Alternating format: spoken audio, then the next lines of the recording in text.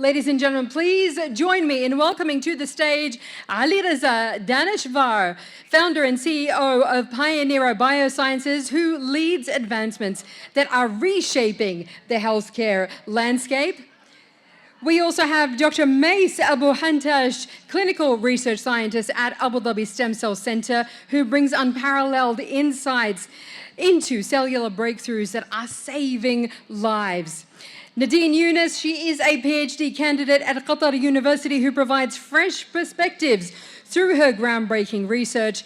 And Rahaf, Elobaid, Manager of Scientific Innovation and Strategy at Leader Life Sciences, driving the integration of science and strategy for impactful results. Put your hands together for our speakers. Yes. All right. What an amazing panel. I'm so lucky. Okay. Alireza, we are going to start with you, if that is okay. Do we have enough microphones, Leo? Can we get an extra mic? One more? Thank you. Alireza, talk to us about the main technical challenges that are facing the cell and gene therapy industry in the MENA region. It's such an important industry right now. The breakthroughs that are taking place are incredible. So what are the challenges that you are seeing here, and how can they be overcome? First of all, hi everyone. Thank you so much, Sally, for this great question. For the ones who are not very familiar with the terms cell and gene therapies, we are talking about engineering cells and genes for treating a variety of disorders. So the field is a very hot topic, prioritized by the Department of Health Abu Dhabi and some other regulators here. I can see the limits in developing the infrastructures, having talents and regulations as a key limitations for developing these advanced treatments, especially for cancers, but in most of the countries in the region, especially the UAE. There are a lot of wonderful works being progressed by different organizations and companies. Pioneera is one of them. And I can see that collaboration between regulatory authorities, different lab providing infrastructures, and medical institutions, including leading hospitals, could be one of the greatest starting points for making these therapies more accessible for patients, and in next steps, fostering the innovation and research and development, and also the collaboration between different organizations in developing these next generation advanced therapies. So this was very brief about the solution that we can use for overcoming these challenges we can see technically or on the regulatory side. So would that involve a regional council or an association then? Would that help to foster growth and innovation in the cell and gene therapy sector? Exactly. When we are talking about the cell and gene therapies or any other therapeutics, we are talking about saving lives. We are talking about helping patients. So one of the most important approaches in improving the patient access is improving the collaboration, is in the attracting more talent, is in fostering collaboration between different organizations, and is in joining the forces toward overcoming these challenges. So having interregional or international associations or any other kind of working groups based in the UAE with global approach would be one of the most important approaches and strategies that we can have by the support of government or other involving parties to be able to overcome these challenges I've mentioned, and finally improve the access of patients to these life-saving treatments. Dr. Mousa, coming to you, of course, Abu Dhabi Stem Cell Research Center is doing unbelievable work. It's really cutting edge, really at the forefront. And we're so excited to see it right here in the UAE's capital. How are advancements in science and technology shaping the future of healthcare, particularly when we're talking about personalized medicine and tailored therapies? Thank you very much for that. I really appreciate the fact, and I would like to thank Forbes actually for shedding the light on how important this is. Basically, after we've faced the pandemic, as we all know, there's more insights on what healthcare solutions can improve. Right now, we're looking at personalized therapies, and that's what we really work on, especially at ADSCC. There's a lot of life-saving treatments that we are implementing on our patients. And how these differ, if we're comparing now to the previous years, is that they're more personalized, as you said. So with the help of science and the advances and technology, we can actually sequence, or in lay terms, we can look at the genetic makeup of a patient the minute they walk into the clinic. So this means that we can give this patient a therapy that is suited and personalized to them. So it's tailored to what suits their disease, their condition. And it's not a one-size-fits-all image anymore, because that has proven over the years that something that works for someone does not necessarily mean it can work for someone else. So this is what we're really implementing at the center. And obviously, we cannot do this without the advancements in scientific research and technology hand in hand. And obviously, there's AI. This is something that everyone is talking about, and we are using AI in science. So it's allowing us to process data from hundreds and hundreds of patients at the same time, which obviously we cannot do as humans. So we do need AI, and we are integrating it into so many solutions at the minute. You did mention the pandemic there. It's very interesting. There are global health challenges that have emerged since the pandemic as well. And many experts are saying it's not if another pandemic will arrive, it's just a matter of when. So how has that really changed and influenced the future of healthcare solutions? Yeah, so it really did have an impact on healthcare systems worldwide. It's not just in the UAE. It's shown us how important and significant the effective science can reach. I mean, to be honest, the pandemic literally paralyzed the entire universe for a good while there. So the things that we have learned from the pandemic are the fact that healthcare systems, no matter how advanced, they still needed a lot of support. So for example, in the region, we were depending a lot on getting medical supplies from abroad. So that is something that we are changing, and we have changed drastically since COVID. So we don't really just depend on importing consumables. We now have local suppliers that can provide the consumables or the reagents or even the medicines that we need. And another thing is that we realized that we were short on staff. So ironically, there weren't many people interested in science or in the field. And that's why healthcare systems were falling, because the workforce was very limited. There was a shortage at the time, and we needed more people because of the surge that we've seen in patients. Speaking of expertise, the lack of expertise and the need for it, it's a perfect in for you, Nadine, as we talk about your background as well in academia. But I'd love to hear more from you about your journey in developing Noor test. Tell us a little bit about it, from academic research to market entry, and the challenges that you faced along the way. Yeah, so as the doctor said, during the COVID pandemic, we started to see how important the rapid tests are, and not only depending on the laboratory tests inside the lab. So during the pandemic, we started to see that the rapid tests are very important, not only during the emergencies, but also during everyday health care. That's why I started to think, so why don't we have a rapid test for every infectious disease? Why do we have to wait for a pandemic to appear to start to have a rapid test? That's why we started to think about the Noro test. So Noro test is a rapid test for the diagnosing norovirus, which is a gastroenteric virus that's known to cause to infect millions of children every year.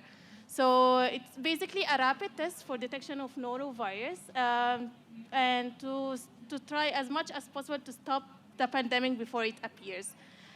So as you said, there are huge challenges to producing from the lab into the market.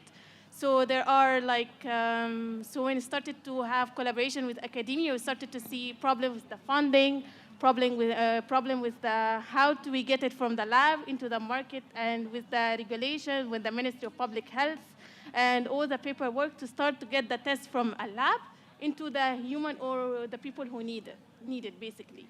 Yeah. And so, how does that collaboration between academia and the industry then help to accelerate that kind of development of these new healthcare innovations, such as NOR test and rapid diagnostics? Yeah, so basically as a biomedical scientist, we basically focus more on science and we don't have this experience of business based. So for example, for me, I started to think, I was only thinking about the science of developing a rapid test for the human. But then when we wanted to make it to the market, we started to think more about the business, and we started to know that the industry actually are more focused regarding the profit and how they will sell it and how they will market it.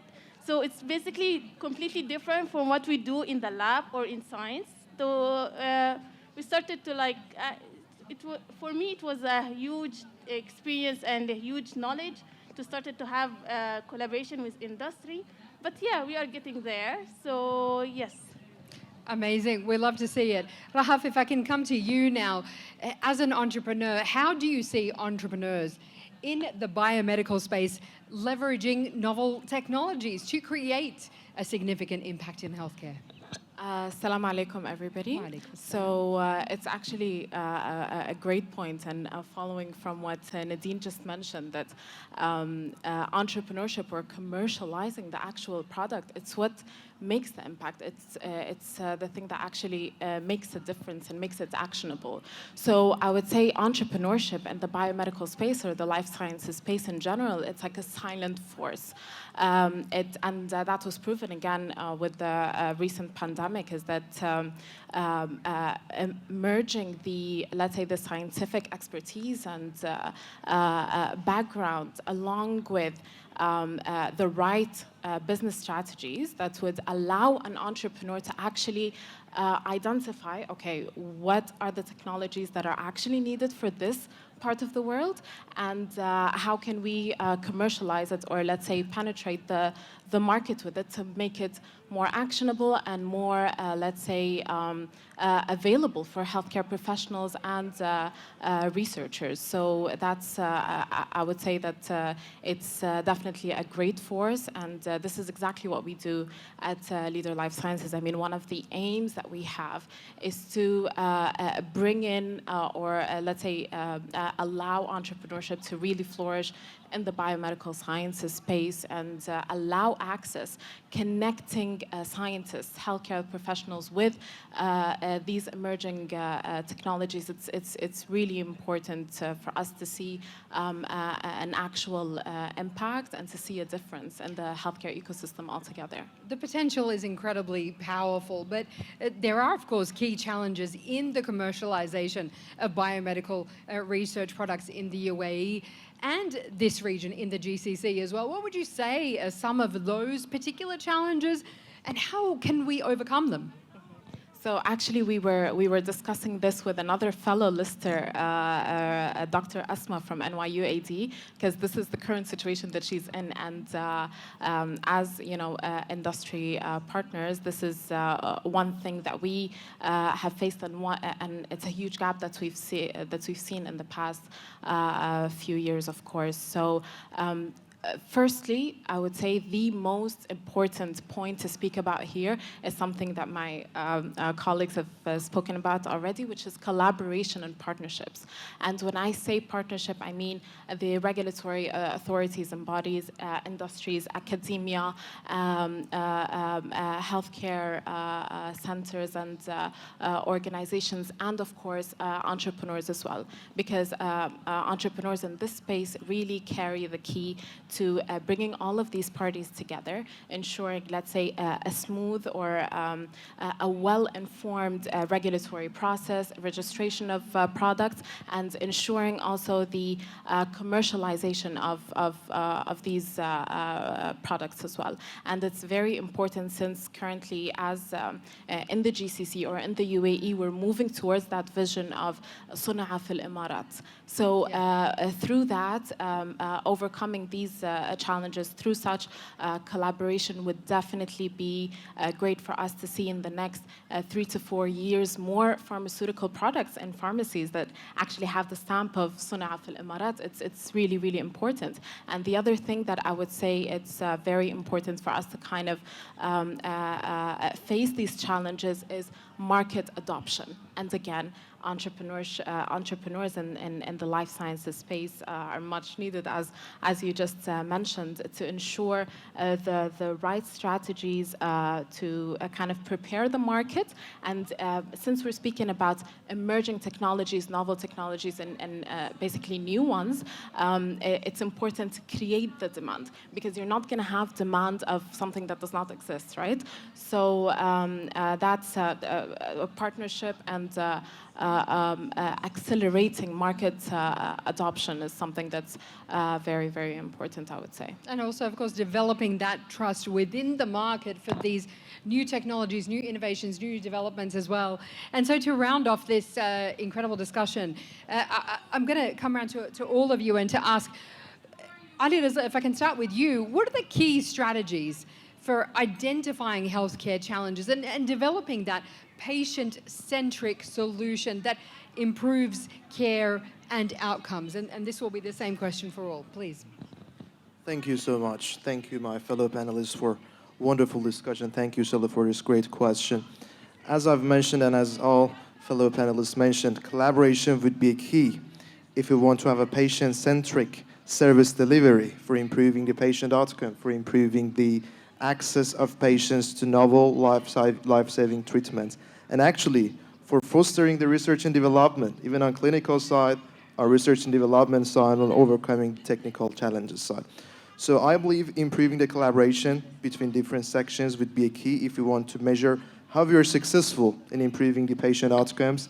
And after that, moving toward making the infrastructure and other capabilities ready for having this research and development, and giving them the direction toward patient-centric service delivery would be a most optimized strategy if we want to consider the UAE as a hub for this, or any other countries joining this. Briefly, we are all in the same picture at the moment, but when we are talking about having these effective collaborations means that we should be in the same field as well. So this is what I'm mentioning. Many thanks. Fantastic. We are going to come to Dr. Mace with this same question now. In my opinion, I believe that, first of all, we're very lucky that we get to practice our interests and jobs in the UAE, because that alone is giving us all the support and the framework that we need to actually make this more patient-centric, as you suggested. I think apart from collaboration, as you mentioned, it is really important that we increase public awareness as well, because you really need to integrate all aspects, all the people into driving this force of advancements, and be it science or technology. You really need to spread the awareness, and you really need to give the systems, like healthcare systems or the industry, all the support that they need. And as I said, we're lucky enough to be in the UAE to get this kind of support.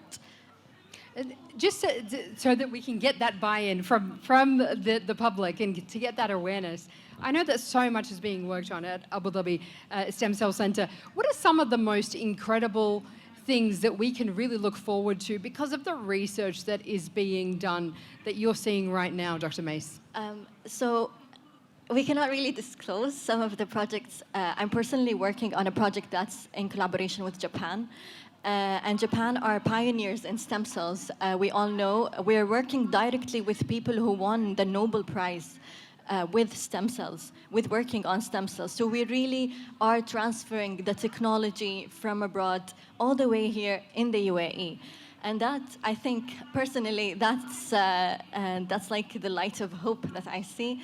And another thing is that we are now getting patients from other countries. So we get patients that have obviously gone through so much medications and treatments, and they've literally felt as if that, okay, this is the end for me, and I'm not getting treated. These are like cancer patients? Yes, they are mainly, so far these are mainly cancer patients that we get, and of all ages, obviously. And the fact that we are actually giving them hope, and we've seen these and we've posted and shared the stories of these patients who were otherwise very helpless, I think that itself is really giving us all hope to look forward for a better future with, I'm not going to say that it's a disease-free future because that will not exist, but at least the diseases that we can manage are increasing down the line. And I think that itself is an amazing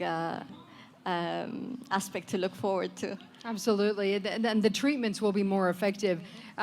Not related specifically to you, but I was at in Abu Dhabi at Expanse, an incredible event where the future technologies are happening. And I did an interview with one doctor who is in this space, biomedical space, and he was like, well, what we can do is we can take cells from people now, and instead of doing a research study that looks at what is going to happen, when all of these people take this medication, you do it on this one patient. Exactly. So they test it on you. You don't need to think about what it's going to do to other people. They know what it's going to do to you. Exactly. It's a tailored therapy. Yeah. Yeah. It's amazing. It's just phenomenal. You don't have to be afraid anymore because they've already tried it out on you, which is amazing to see, where medicine could go in the future. Nadine, I'd love to hear from you. Yeah. So to me, I believe there is like a huge gap between science and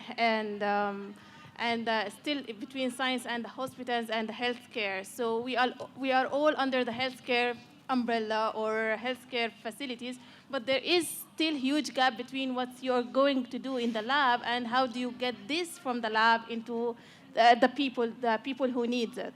So so there are so many research ideas and research results that end up in paper, publications only, but how do you get these publications and this research and this medicine or whatever to the people who need it?